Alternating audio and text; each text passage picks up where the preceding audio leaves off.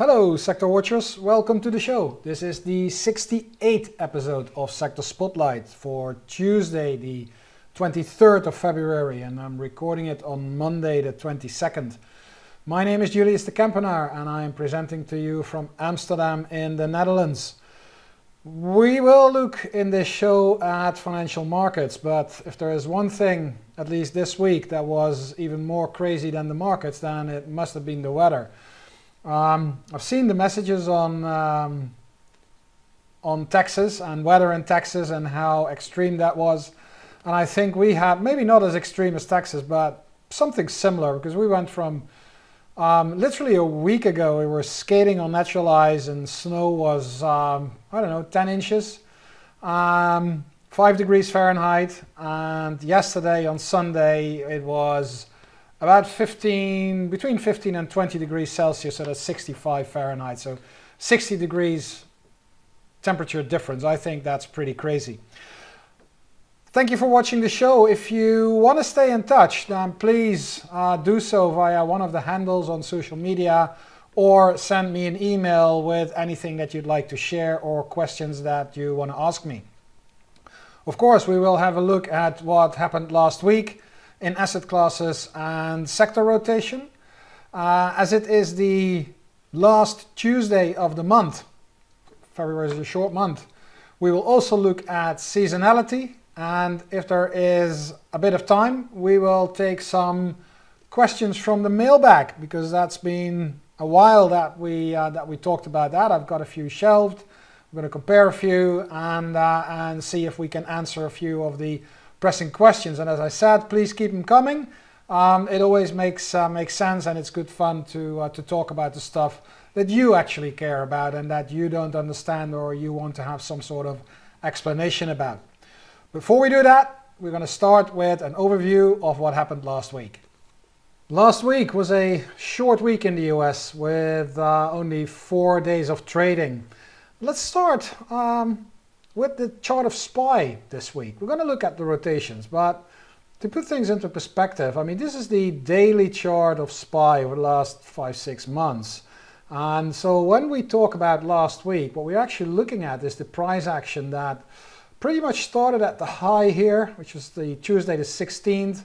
And for the rest of the week until Friday, that's this bar here, market went slightly down, not much, not a big thing, and this is today. So far, market is still open. We touched this former peak, which was a resistance area and is now acting as support, so it's basically doing what it should do. And if I look at the channel for SPY, I still see an uptrend intact, higher highs, higher lows. One little blip that we had here, but that got negated very rapidly, only 1 day outside of the channel. So I'll give it the benefit of the doubt. Number of touch points on the upside, number of touch points on the downside makes it a pretty reliable channel. This area here, that's 386.5 in SPY, is now acting as support, and we could even go as low as 380, 383 without violating that rising channel. If we manage to stay above 386, well, let's make this high here, 386, 385, 85. I think that's still positive, and we can work our way higher inside this channel with resistance at 394.17. If we bring that to the RRG for asset classes, then we can see that ITOT stocks started well, and then after 2 days started to roll over. That's that decline that you see here. There's a little bit of a delay, of course, in trends and relative strength versus VBNX is what we're using here. But still in the top right-hand corner, still in the leading quadrant, so nothing wrong there. Let me bring up I needed to bring up this chart here, because that actually has the two commodity tails in there. So we got, if we rank it on performance, GSG and DJP once again top of the list, 2.5% up, moving further into the leading quadrant, underscoring, confirming the strength for commodities. We just discussed ITOT, not much going on there, minus 0.2%, while VBINX is down 0.5%.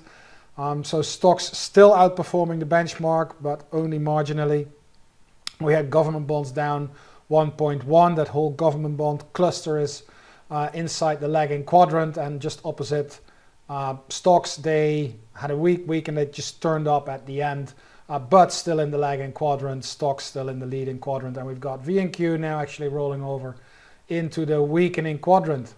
If we look at the charts, the longer term charts that belong to this image, then I think we've got ITOT here still in that uptrend, still way outside that or way up on that relative line versus VBINX, breaking out of that range, still doing its job. Losing a little bit of relative momentum, what we can see here, but nothing super major. If we bring that, let's bring that to a weekly chart that resonates more with this here, and then you can see that ITOT is losing a little bit of momentum. That's what you see here, but the red RS ratio line is rising, which means that it's still moving to the right, so it's picking up relative strength. No doubt about it that stocks are still the preferred asset class.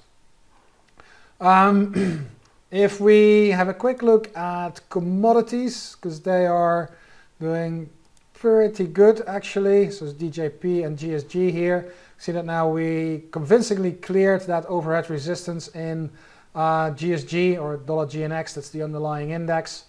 And the relative strength line is now approaching an overhead resistance area where we need to maybe be careful, but all in all, this trend is very strong. And if we get a pause here, then that's fine. We can still have GSG rolling over and maybe even going through weakening, but it's the highest on the RS ratio scale. So that trend is there, and a more or less similar picture can be seen in DJP.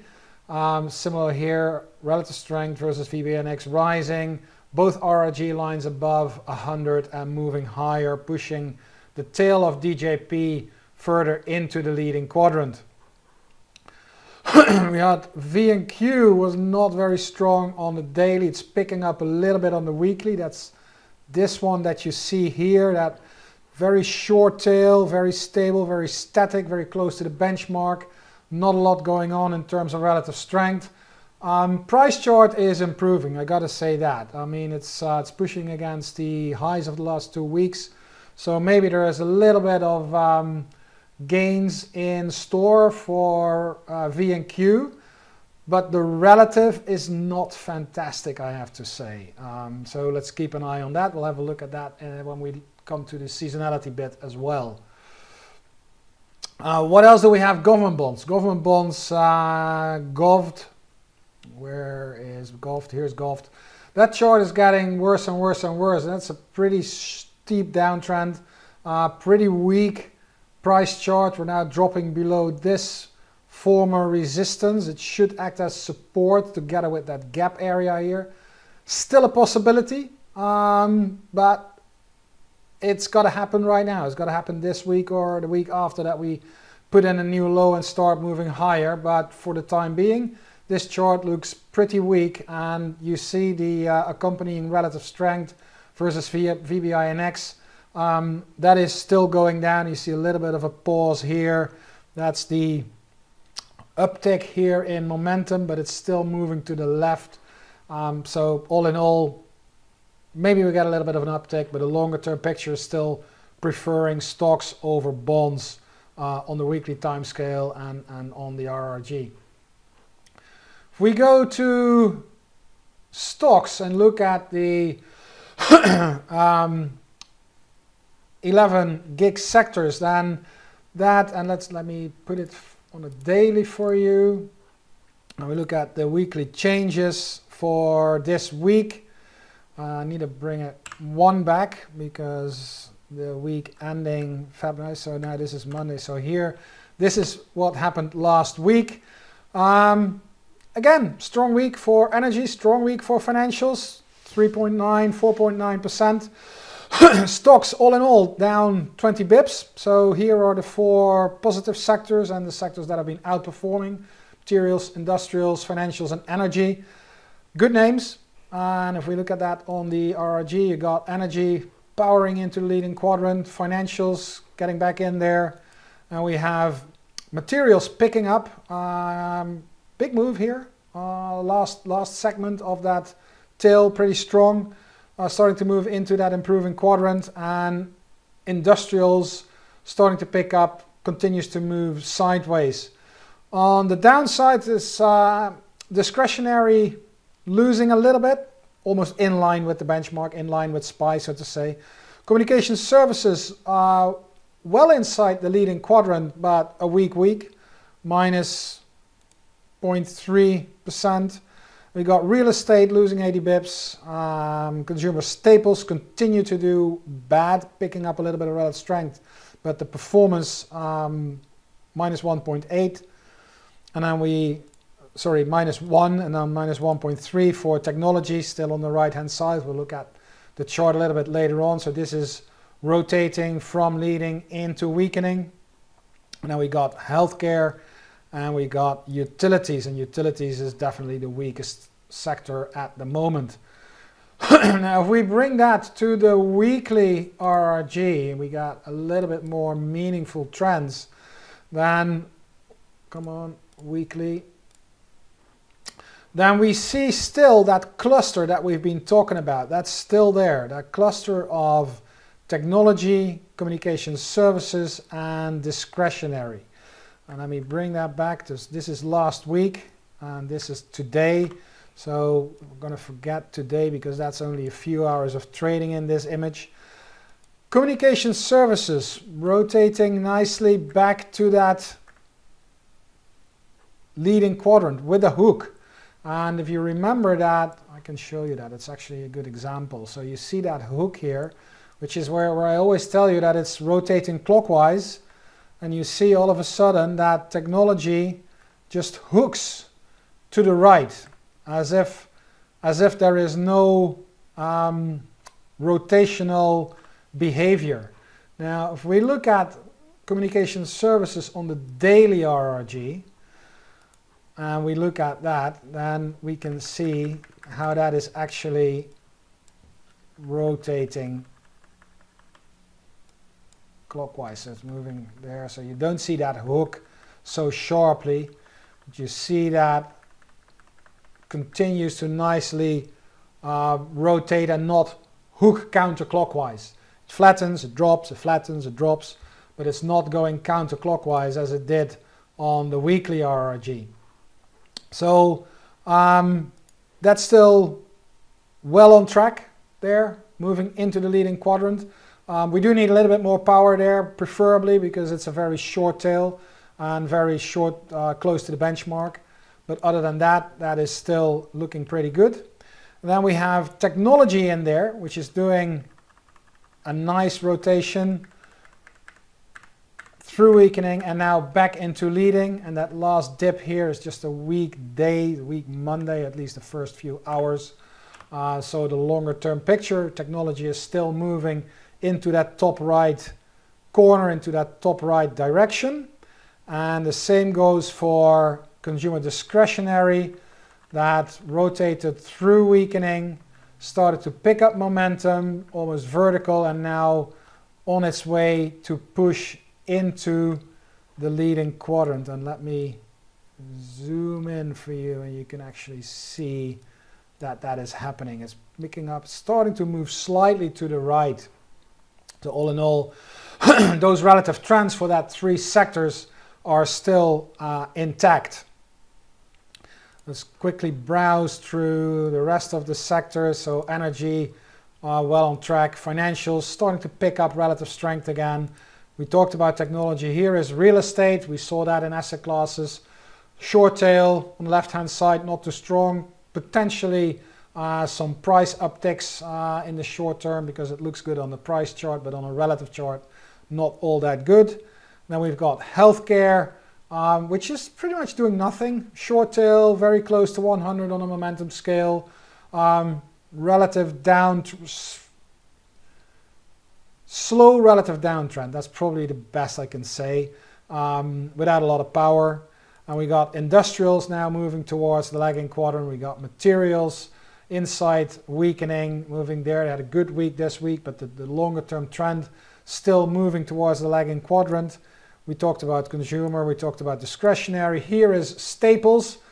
That is one sector that is probably best avoided for now because it's going even further down the road on the RS ratio scale. And the same, to a little less degree, goes for utilities. So these really defensive sectors, staples and utilities, far away to the left, signals a risk-on approach, risk-on behavior for the markets at the moment. Whereas the cluster of communication services, discretionary, and tech, which are all three either in or moving towards the leading quadrant, is probably the best spread that you can get for a risk-on, risk-off message from the market. Let's quickly look at some individual charts for those sectors and see if we can get more info there. Let's look at the chart for energy. Tail inside leading, losing a little bit of momentum. That loss of momentum is what you see here. The relative strength line is continuing to pick up, and that's what's represented by the RS ratio line. You see that moving higher, and that's now confirmed by the price chart, where we're actually breaking that resistance area and moving higher. So that's a good sign for energy. Let's see what happens with financials. We see financials actually moving higher. That's a pretty important move beyond that 31 barrier. We tried it a few weeks ago. We moved lower, and now we're definitely pushing higher. And you see that the bottoming formation for the relative strength line itself is continuing, and that's continuing to be picked up by the RRG lines. So that's doing well. Then quickly, that trio of consumer communication services moving nicely higher, outside that range in terms of relative strength, and the RRG lines pushing higher, so confirming basically what we see on the RRG. We see XLK technology. That's today, only today. Other than that, nice uptrend. It would be nice if we could actually push out of that range. The RRG lines suggest that it can happen. They're both there, but they're leveling off a little bit. So we want to actually see relative strength for XLK to move. Let's put a number on that. Let's say 0.375, 0.4. That would be really nice. If we can get a ratio of XLK over SPY over 0.375, 0.4, that would confirm the break, and that would actually push the tail further into the leading quadrant. And if we do the same with discretionary, then we see a very nice uptrend. This is not significant yet, but here we also do need to push out of that range. We got that momentum bit here, but the relative strength is flat. That's why it's not moving to the right. That's why it's moving only vertical and not to the right yet. And it's now time for both tech and discretionary to actually make that move to the right and curl into that leading quadrant to maintain that leadership role. Let's have a quick look at those two really weak ones. So that would be utilities. You can see here that's breaking now that support line, and that confirms that break lower in relative strength, pushing the tail further into the lagging quadrant. So more weakness for utilities. And staples. If we look at staples, then not as bad as utilities, but you see the rolling over of that high here. We tried it, doesn't work. Rallied on the area around 66, a little bit higher, acted as resistance. We're now coming back lower, and you see that relative strength line rolling over right there. That's it for asset classes and sectors at the moment. After the break, we're going for a quick look at seasonality and some questions from the mailbag.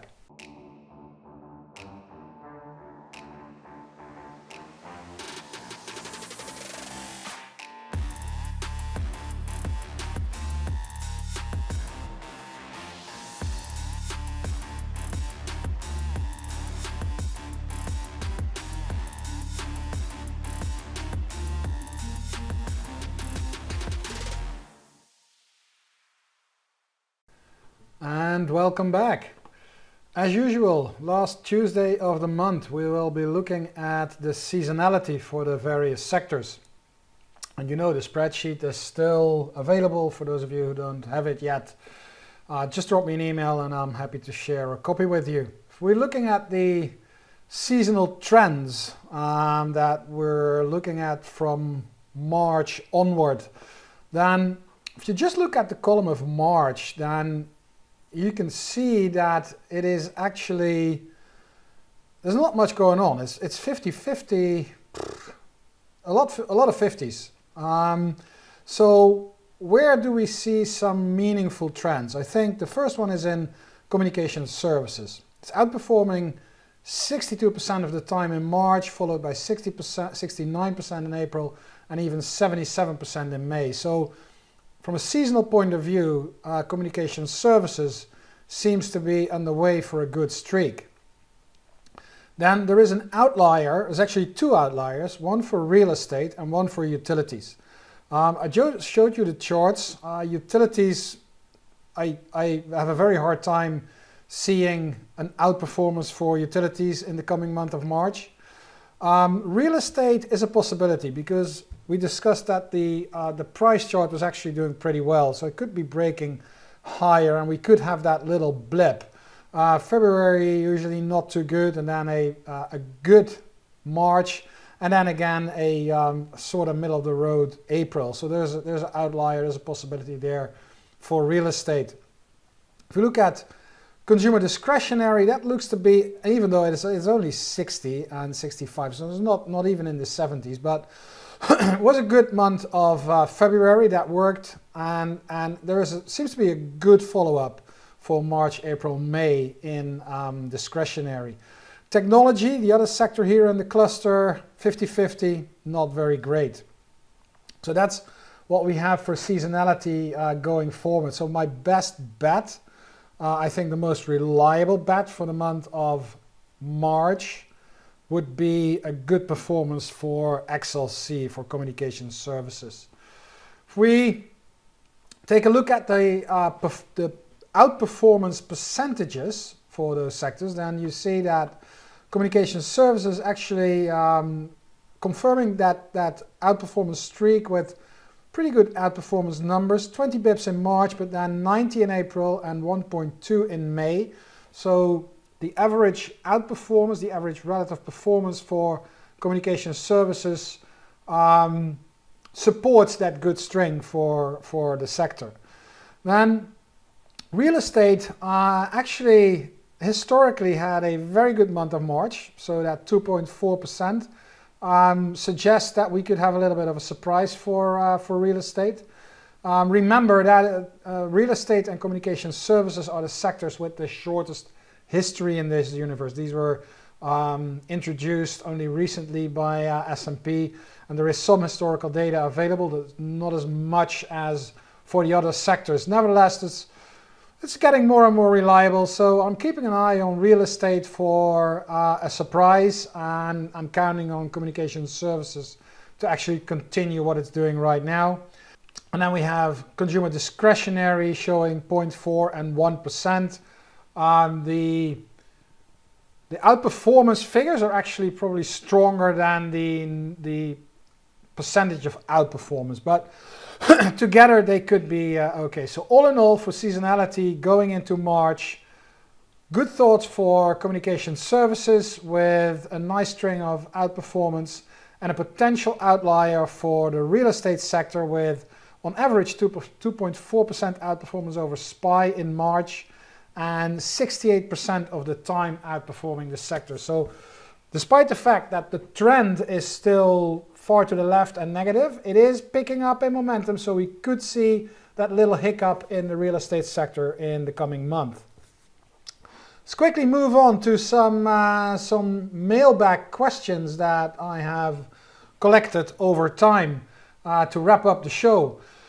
First question comes from Daniel, and you can read the message here, but what it comes down to is he's asking if we see a clear trend, a clear defined trend on the RRG or in relative strength, can we use double shorts and probably also double longs, but double short ETFs to put on a position? Well, the answer to that obviously is yes. And the reason is that for me, viewing one thing or making analysis and making a call and finding a trend based on an RRG is one thing. How you want to translate that into a position in your portfolio is a completely different ballgame. And when you start to use leveraged ETFs, because that's what they are, these are leveraged ETFs, you bring in more risk to your portfolio. But with more risk comes more potential return. I mean, risk and return go hand in hand. So if you're very convinced and you see a clear downtrend, uptrend or something, and you're happy with the risk, with the additional risk, of course you can use the double shorts or the double longs or the triple shorts or the triple longs. So yes, you can. Just be aware of the associated risks. Second question is from Parag, and he says he's studying the RRG charts and he's questioning the percentage change shown on the bottom on the table. And we've answered this before, but I'll do it again because it's a question that comes back not every week, not every month, but on a regular basis. The table below shows the percentage return over the length of the tail. So in this case here, we have a 5-week tail, and this one is now including today, which is Monday. You're looking at it on Tuesday, so it's including 1 day of this week. So the rest of the week, the 1, 2, 3, 4, 5 dots, they will remain firmly in place. The last observation will fluctuate with the last price that you will see. It's updated in real time. Until Friday's close, that's when it's fixed and we move on. So here, this is the situation at last Friday's close, and this is where we are now, and that is fluid. And you will see the same thing when you do it for the daily, just more granularity. And again, it's the energy sector there. You see 7.0% for 5 trading days. Market is now closed, so this is now fixed. So tomorrow you will get a new one, and during the day, that last dot is calculated using the actual price, so the real-time price. So that last segment of the tail on RRG is always fluid, no matter whether it's a daily or a weekly RRG. It is fluid, the daily until today's close, and then we'll jump tomorrow to a new segment, and then it'll be fluid during the day. The weekly will be fluid during the week, and it will be fixed on Friday's close. So I hope that explains the percentage numbers in the tables. You can see from the dates here that I'm a little bit lagging, but I'm trying to catch up. Please keep them coming, because these questions help me to talk about and answer questions that are really interesting to you and which you may be missing. Thank you for watching Sector Spotlight. This was it for this week. Sector Spotlight airs every Tuesday from 10:30 to 11 a.m. Eastern. If you have anything to say, anything to share, please use the handles on the screen. Don't forget to like the video, and I hope to see you again next week, same time, same place. Hey, Grayson Rose here with StockCharts. Thank you so much for watching. I hope you enjoyed that video. If you did, consider giving it a like down below, maybe leave us a comment, and if you're new to the channel, you can subscribe at the link up above. We're gonna bring you daily content from an incredible collection of technical analysts and financial experts.